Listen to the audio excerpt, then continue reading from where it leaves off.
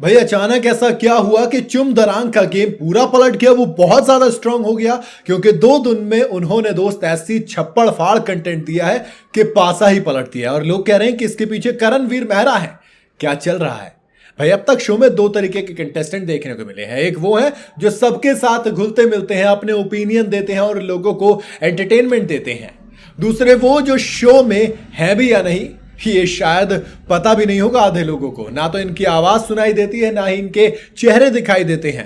भाई दूसरी कैटेगरी जिसके अंदर मुस्कान बामने आती हैं, बग्गा पाजी आते हैं और आती थी चुम दरांग। थी इसलिए बोला क्योंकि पिछले 2 दिन में उनकी वजह से अविनाश का बाहर होना होता है, आचाद से लड़ाई होनी होती है।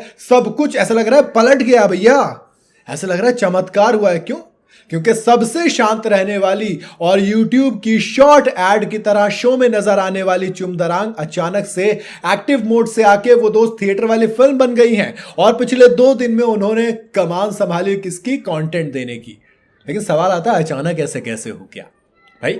हाल ही में चुम दरांग और अविनाश का ऐसा झगड़ा होता है देखने को कि उसमें साला वाला निकल के आ जाता है, वो हाथापाई तक की नौबत आ जाती है। और नतीजा ये होता है कि अविनाश को घर से बाहर कर दिया जाता है, मतलब ऑलमोस्ट घर से बाहर कर दिया जाता है। क्योंकि दोस्त ऐसा लग रहा है कि वो अचानक से, एक तो या तो आप अंदर से दबे दबे रहते हो, फिर आप ऐसे फटते हो कि हर कोई आपको देखकर हैरान रह जाता है कि अचानक से इतना गुस्सा, ये कौन सा रूप है प्रभु, कहां छुपा के रखे थे? क्योंकि अब तक वो बातचीत नहीं करती और अब बेहद बेबाकी से अविनाश से भिड़ी और किसी की मदद के बिना बुलंद आवाज के साथ उस एपिसोड में चुम दरांग का राउडी अंदाज देखने को मिला।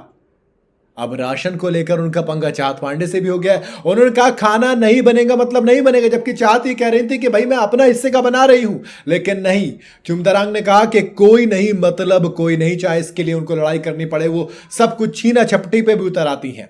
सवाल आ रहा है कि इतना सब कुछ हो रहा है लेकिन कैसे? कहते हैं ना कि हुस्न की ये अदा बेवजह तो नहीं, कुछ तो है जिसकी पर्देदारी है। भाई लोग कह रहे हैं कि चुम का ये जो अंदाज है इसके पीछे कोई और नहीं बल्कि दोस्त करणवीर मेहरा है। खतरों के खिलाड़ी को जीत कर आए हैं, उनको पता है बिग बॉस के अंदर कैसे काम करना है। दरअसल हाल ही में करण ने चुम को बिठाकर समझाया था कि उन्हें खुलना चाहिए और शो में अपना कंट्रीब्यूशन देना चाहिए। ऐसा लगता है करण की बात को कुछ ज्यादा ही सीरियस ले गई और तभी तो चुम दरांग के झगड़े के बाद खुद करणवीर आए और उन्होंने अविनाश को ठीक कर दिया। कहा कि क्या बे, क्या ये हाथ पांव चला रहा है? छोड़ो बे सब इसको, जितना पकड़ोगे इतना कूदेगा ये। खाली ये हाथी के दांत दिखाने के और खाने के और। ये वो बादल हैं जो सिर्फ गरजते हैं, बरसते नहीं हैं। जैसे ही सब छोड़ते हैं उसके बाद अविनाश को आड़े हाथों लेते हैं करणवीर मेहरा और दोस्त प्रॉपर गाली देते हैं। कह रहा तेरे को साले से ऑफेंड होता, अब सुन तू जरा।